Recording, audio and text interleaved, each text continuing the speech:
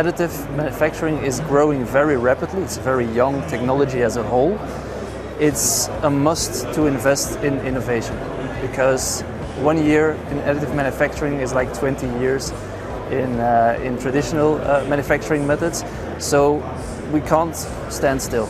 And what we have seen over the past years is that automatization, part recognition, quality checks becomes more and more automated.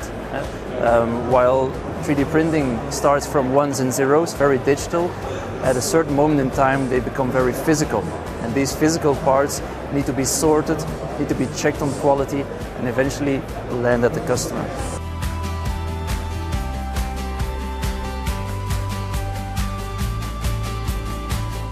Well, the cooperation with AMFlow has been very good, very steady, because they also believe that linking our software ERP solutions with their hardware is a must to close that loop within our production facility.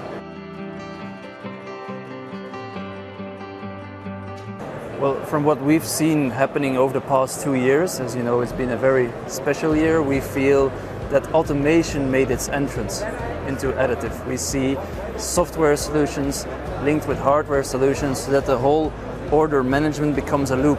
So orders are coming in, orders are being digitally nested, and that information has to come back to your ERP system, but also has to be maintained and managed with the order sorting and getting the parts back to the customers. That's something we see today, and we even have an example of where the packaging, where we ship the parts to the customer, is also personalized to that very specific order.